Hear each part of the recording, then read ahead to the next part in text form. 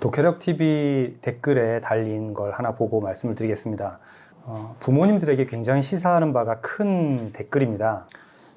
서울대학교 공대를 졸업한 이과생이라고 하십니다. 이과생이라고 하기엔 이미 이제 나이가 많이 되셨고 직장 생활을 하고 계신데 직장 생활 경력도 꽤 되셨을 것 같아요. 이과생이면서 국어를 잘 못했다 이런 얘기를 하십니다. 1등급이었던 수학에 비해서 영어나 국어가 덜 했다라고 하죠. 하지만 서울대에 갔으니까 성적이 어느 정도 좋았겠죠. 자, 서울대학교에 진학을 한다. 부모님에겐 굉장히 만족스러운 결과일 수 있는데 안타깝게도 이분은 이 국어가 어렵다라는 것 때문에 굉장히 고생을 하셨다라는 내용이에요. 그리고 그게 대학교에 입학할 때, 대학교 생활할 때 뿐만 아니라 그 뒤에 이어진 직장 생활 내내 힘들었다라는 거죠. 이렇게만 하면은 뭐 그럴 수도 있지. 그래도 어쨌든 서울대 갔잖아. 이렇게 말씀하실 수가 있는데요. 제가 서울대 졸업하신 분이나 서울대를 다니고 있거나 또는 연고대 출신들 많이 만났습니다. 그분들이 지금 이분도 대학원에 진학을 못했다라고 되어 있는데요. 서울대학교를 들어간 것뿐만 아니라 그 이상의 또는 그 이후에 뭔가를 하려고 할 때 본인이 갖고 있는 이런 언어 능력 때문에 더 하지 못한 경우들이 많이 있어요. 수학을 못하는 사람들이 있죠. 수포자라는 말이 있습니다. 그런 사람들은 또 사람들한테, 주변 사람들한테 이해를 받아요. 수학을 못하는 사람들이 좀 수학을 어려워하는 사람들이 있으니까요. 근데 국어가 어렵다라고 하면요, 이해를 받기가 어렵거나, 아니 너 같은 애가 왜? 너 정도로 공부 잘하는 애가? 이래서 국어를 잘 못할 수도 있다라는 걸 잘 동의를 안 합니다, 사람들이. 그럼 당사자는 굉장히 힘들어요. 말을 못 해요. 누가 도와줄 건 아니더라도 이렇게 나 국어 좀 힘들잖아? 나 못하잖아? 이런 말을 못 해요. 당연히 잘해야 되는 거 아니야 라든가. 그래서 숨습니다. 숨어 있기 때문에 국어가 어려운 사람들을, 특이하게 국어만 좀 안 좋은 사람들, 성적이 안 좋은 사람들, 이런 경우를 잘 몰라요. 당사자만 소가리를 하는 거죠. 그럼 이제 어떻게 해야 되나? 어디서 이걸 해결해야 되나? 열심히 안 해서 그렇지, 이렇게 말하는 사람들이 있는데요. 사실 출발선이 조금 다릅니다. 어렸을 때 아주 이제 인간이 태어났을 때는 말은 하죠. 듣고 말하기를 해요. 근데 읽기 위해 태어나지는 않았다라고 뇌과학자들이 많이 말을 합니다. 하지만 읽을 수 있죠. 조금 지나서 이제 읽습니다. 자, 그러면 읽기 능력이 발달하기 위해서는 일단 듣고 말하는 것도 그게 먼저 어느 정도 발달을 해야 돼요. 그러니까 말하고 듣는 능력의 어떤 제한, 조금 그게 다른 사람에 못 미치면 읽기 능력도 그렇게 조금 남들보다 좀 덜할 가능성이 있어요. 여기서부터 시작이 되기도 하고요. 또 우리가 잘 모르는 부분들이 뭐가 있냐면 그 소리에 대한 예민함이라고 해야 될까요? 음소인식이라고 이렇게 얘기를 하는데 기역 말고요. 기역의 소리값은 그죠. 그라는 소리와 느 또는 이거는 이제 그와 그으 말고요.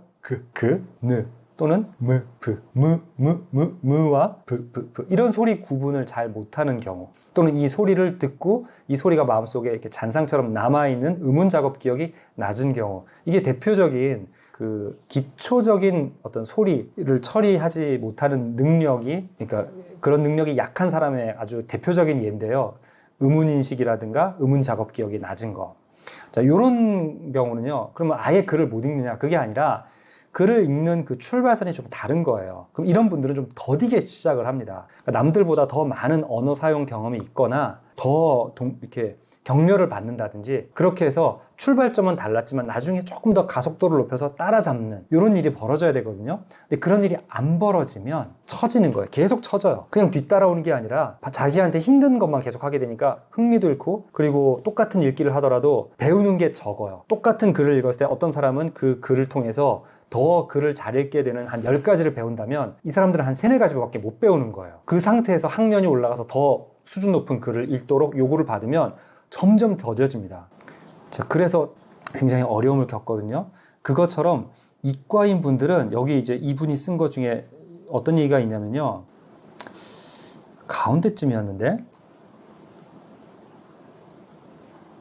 자, 여기 위에서 하나, 둘, 셋, 넷, 5번, 5번째 맨 오른쪽에 보면요. S대 공대에 입학했던 제가 자격증 시험 준비에 그토록 어려움을 겪게 될지 몰랐습니다. 자격증은 분명히 전공 자격증일 거 아니에요. 하지만 그 자격증을 공부하기 위해 읽어야 되고 문제를 읽어서 풀어야 되고 이런 것들이 나오는 거예요. 그래서 수학을 좋아하고 수학 중심의 학문을 공부하고 그런 전공을 하더라도 국어라는 것, 읽는다라는 것, 일반적인 읽기라는 게 피해갈 수 있는 게 아니에요. 그러니까 정말 괴로워요. 더군다나 본인이 이제 좋은 학교에 가서 주변에 비슷한 사람들이 있을 거 아니에요.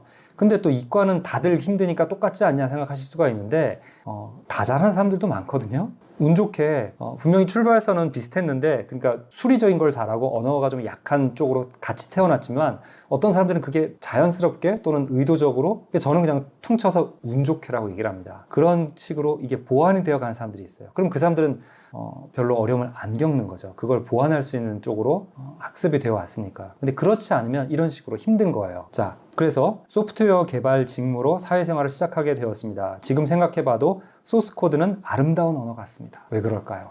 제가 이런 컴공과 대학원생하고 오랫동안 한 적이 있었거든요. 그 친구가 그 코딩 영재 이런 부분에 굉장히 반발을 하고, 그런 교육을 시켜서는 어렸을 때부터 코딩을 가르쳐서는 안 된다 이런 얘기를 하는 거예요. 그래서 왜 그러냐 했더니 자기 같은 사람이 어렸을 때부터 이런 교육을 받았다면 정말 큰일 난다 하면서 전산적 사고, 컴퓨터적 사고, 컴퓨테이셔널 싱킹에 대해서 얘기를 해주는데요.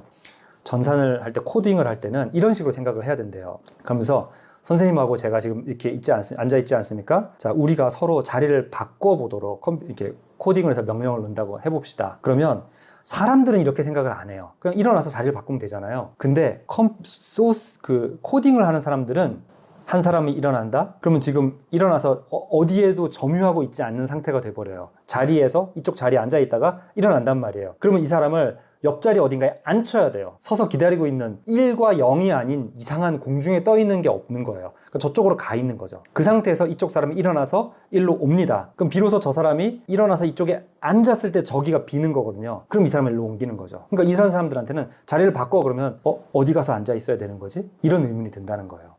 이런 컴퓨테이셔널 싱킹이 철저해야 코딩을 잘할 수 있는데, 그걸 어렸을 때부터 시키면 어떡하냐. 안 그래도 어렸을 때부터 그런 식의, 약간 이런 식으로 뭔가 좀 우리 그 일반, 그러니까 이과 쪽이 아닌 사람과는 다른 식으로 사고를 하고 있는데, 그걸 다 강조해서 어떻게 하냐는 거죠. 마찬가지로 이분이 소스 코드가 왜 이렇게 아름다운 언어라고 했느냐, 자신이 갖고 있는 그러한 사고, 그러한 언어 사용 방식과 너무 어울리기 때문이에요. 자, 이과인 분들이 수학에 더 능숙하고 친숙한데요. 잘하든 못하든 간에 어쨌든 일반 언어보다는 수리적인 걸 더 좋아해요. 근데 이분들은 언어를 수학처럼 되어 있기를 바랍니다.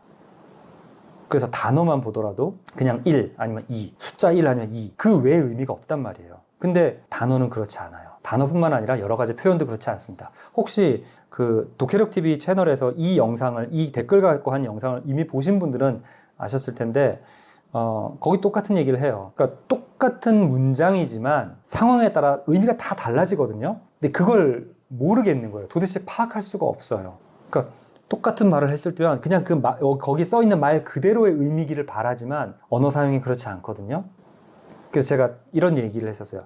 밥 먹었어? 그거는 밥 먹었냐고 물어보는 거죠. 그게 아니죠. 근데 그게 아니라 밥 먹었어? 아, 그래? 밥을 먹었어? 자, 어디로 갑니까? 밥 먹지 말았어야 될 상황인데 네가 밥까지 챙겨 먹었냐 지금? 바빠 죽겠는데? 이런 말이 되죠. 이런 것들이 힘든 거예요. 그래서 아까 제가 얘기한 그 컴공과 석사 그 친구가 고등학교 때 그랬대요. 도대체 오솔길이라는 게 뭐냐? 오솔길의 너비가 어느 정도 됐을 때 오솔길이라고 말을 하는 거냐? 그러니까 그 사람은 뭔가의 그 단어가 있고 그 단어에 해당하는 개념이라는 게 숫자처럼 딱 정해져 있는 것, 그렇게 생각을 하려고 하는 거예요. 그래서 1시간 동안이랑 친구랑 얘기했대요. 그래서 와, 그 친구 진짜 좋은 친구다. 그래서 저한테 또 물어보길래, 오솔길은 너비에 의해서 정의 내려지지 않는다. 여러 가지 조건들이 있는데 그 조건을 다 만족했을 때가 아니라 이거 조금 저거 조금 해서 그 조건들을 어느 정도 맞추면, 즉 그 검정고시 같은 게 여러 과목에 있는데 그 과목 평균 몇 점 하면 통과하거든요. 그것처럼 여러 가지 조건에 어느 정도 이상 되는 거 평균적으로 되면 된다는 거죠. 그러니까 이 오솔길은 되게 특이해. 그래서 그쪽 면을 보면 오솔길을 하기가 좀 그래. 하지만 다른 쪽이 너무 전형적이야. 그래서 오솔길이라고 할 수 있어. 이런 식이라는 거죠. 그러니까 이런 개념, 이런 언어 사용을 이해를 못하고 그렇게 생각하지 못해왔기 때문에, 그러면서 그런 식으로 언어를 쓴다는 거야. 단어가 그런 거야. 표현이라는 게 그런 거야. 그런 그 깊이 있는 그 내용들, 의미들이 있어라는 게 축적이 안 된 겁니다. 그래서 굉장히 괴로워요. 이분들이 말을 하고 듣고. 여기 보시면 이제 직급이 올라가서 후배들의 어떤 그 문서들이나 이런 얘기들을 이렇게 체크해 주는 거, 이런 데서 굉장히 힘들어 한다고 하는데, 이분만 이런 게 얘기하는 게 아니고요. 저한테 그런 얘기를 호소하신 분이 굉장히 많아요. 저는 많이 듣고 있습니다. 근데 이런 이야기들을요, 부모님한테 말하지 못하고요, 설령 말했더라도 부모님이, 만약에 부모님이 뭐 변호사라든가 조금 뭐 의사라든가 이러시잖아요. 네가 왜 그래요? 본인의 자녀니까. 아니 너가 왜? 너가 뭐가 문제야? 그러면서 네가 열심히 안 해서 그렇겠지. 공부를 잘하셨던 분이니까 뭐든 열심히 노력하면 다 될 거다라는 믿음을 갖고 계세요. 본인도 그렇게 살았고. 근데 그러지 못하는 면이 있을 수 있다라는 게 좀 인정이 안 되는 거예요. 그리고 그런 얘기를 들어본 적이 없고요. 근데 사실 그럴 수 있습니다. 그런 사람들이 있어요. 그래서 본인이 답답해하고 열심히 하려고 했지만 지금 자기한테 뭔가 쾅 이렇게 자기 앞에 놓여있는 어떤 장애물을, 이걸 어떻게 피해가거나 이 장애물을 어떻게 제거할 수 있지? 이걸 몰랐기 때문에 계속 고생하고 있는 거예요. 근데 그걸 부모님은 모르거나 인정을 안 해주시죠. 자, 그래서 이러한 일이 있기 전에, 그러니까 어렸을 때 분명히 그런 면이 있어서 약해요. 그것들을 면밀히 보고 그 부분을 이렇게 좀 보완할 수 있게끔 되어야 됩니다. 본인하고 다르다거나 본인이 이렇게 들어본 적이 없다거나 또는 주변에 뭐 선생님이라든가 또 다른 부모님이 뭐 친구가 그거 이렇게 하면 돼, 다 이렇게 하면 된대, 이렇게 접근했다가는 아이가 오히려 굉장히 자존감이 떨어진다거나 난 이거 안 될 것 같아, 이렇게 좌절할 수도 있어요. 그래서 이러한 면이 아이한테 있다면 이걸 내가 어떻게 받아들이고 어떻게 이해하고 어떻게 도와줘야 될까, 이런 부분 때문에 제가 채널을 통해서 말씀을 드리고 필요한 지식들을 얻어야 되는 거예요. 자, 제가 예전에 그 석사할 때 어떤 학생 과외를 했어요. 공부를 꽤 잘합니다. 수학 잘해요. 수학 잘하는데 국어를 진짜 못해요. 국어를 아무리 공부해도 안 되는 거예요. 근데 이제 본인이 굉장히 낑낑 매고 있으니까 옆에서 아버지가 야 뭐냐? 이렇게 물어봤대요. 아들이 이제 막 끙끙 싸매고 있으니까 이제 아버지가 이렇게 보더니 모의고사 문제인데 이거 이렇게 하는 거 아니야? 그러니까 얘가 아니 아무리 아빠지만, 아빠도 뭐 왕년에 뭐 했대지만 수능 본 사람도 아니고 또 시험 이런 입시라는 걸 한지 세월이 시간이 한참 지났는데 그 아빠가 툭 보면 아는 거를 나는 이렇게 몇 달 동안 공부를 해도 안 되고 있네 하더니 공부 그만하겠다고 했어요. 포기하겠다고. 차라리 수학을 한 문제 더 맞추는데 더 맞추기 위해 공부하는 게 자기는 더 즐겁고 그게 가능할 것 같지, 국어 한 문제 더 맞추는 건 도저히 안 될 것 같다고 얘기를 한 거예요. 자, 그러니까 그럼 이제 어떻게 해야 되느냐? 그냥 이렇게 하면 문제 풀려간다, 그런 문제를, 그런 어려움을 안 겪게 된다, 이건 그냥 제 스타일이 아닌 게 아니고 그렇게 가능하지 않습니다. 그래서 지금 제가 영상을 몇 개 안 올렸잖아요. 하나씩 어렸을 때부터 뭐가 이제 좀 이렇게 발전을 하고 발달이 돼서 어떤 부분을 충분히 할 수 있게 되고 무엇을 더 이렇게 노력해 가야 하는지, 이런 부분들을 말씀을 드릴 테니까 찬찬히 보시기 바랍니다. 지금 뭐 고등학생이 아니거나 그게 아니라 그냥 초등학생, 제가 이제 주로 생각한 건 이제 초등학교 저학년 부모님들이에요. 뭐 아직 자녀가 그보다 훨씬 어리더라도 어쨌든 관심 있으면 봐두시면 좋겠죠. 그래서 일단은 우선은 본인한테 적용을 해서 이런 거구나, 이런 얘기를 하는 거구나, 이렇게 해가면서 이 부분을 좀 깨닫고 많이 지식을 쌓으셨으면 좋겠어요. 그래야 자녀들을 잘 지도하고 인도하실 수 있고 현명한 판단을 내실 수 있잖아요. 직접 안 하시더라도 사교육 쪽에 이렇게 어느 정도 도움을 받으시더라도 무엇이 정말 필요한지 잘 아실 수 있을 테니까요. 자, 제가 적극적으로 다른 채널에서는 질문에 대한 답을 그러니까 질문을 받거나 답을 많이 드리지는 않아요. 왜냐면 질문 자체가 사실 되게 이걸 어떻게 나보고 답하라는 거지? 이런 부분들이 좀 있기 때문에요. 그래서 어떻게 질문해야 되는지 영상도 만든 적이 있습니다. 자, 부모님들 같은 경우에도 지금 이런 영상을 보시면서 궁금하신 게 있으면요, 어떠할 때 조금 글을 좀 많이 써주세요. 무엇을 궁금해하시고 어떤 상황인지를 제가 이해할 수 있게 충분히 알려주신 다음에 질문을 하시면 댓글이거나 아니면 이게 다른 사람에게도 들을 만한 이야기거리가 되겠다 싶으면 영상으로 답변을 드리겠습니다. 자, 그래서 지금 오늘 드린 것들, 특히 이제 이과적인 특성을 갖고 있는 아이가 글 읽기에 사실 좀 천천히 발달하고 그냥 내버려 뒀을 때 나중에 계속 살아가면서 계속 어려움을 겪을 수도 있다. 그러니까 좀 잘 알고 세심하게 살펴보고 적절한 도움을 주는 게 필요하다. 근데 그 도움이 어떤 경우에 어떤 게 필요한지는 차차 말씀을 드리겠습니다. 간단하지는 않아요. 어느 경우에 이게 지금 어느 경우인가? 이런 것들을 알아야 되니까 그냥 이거 하면 됩니다. 이렇게 하면 돼요. 이렇게 쉽게 막 사람들이 던지는 말들이 있는데 그런 거는 듣지 마시고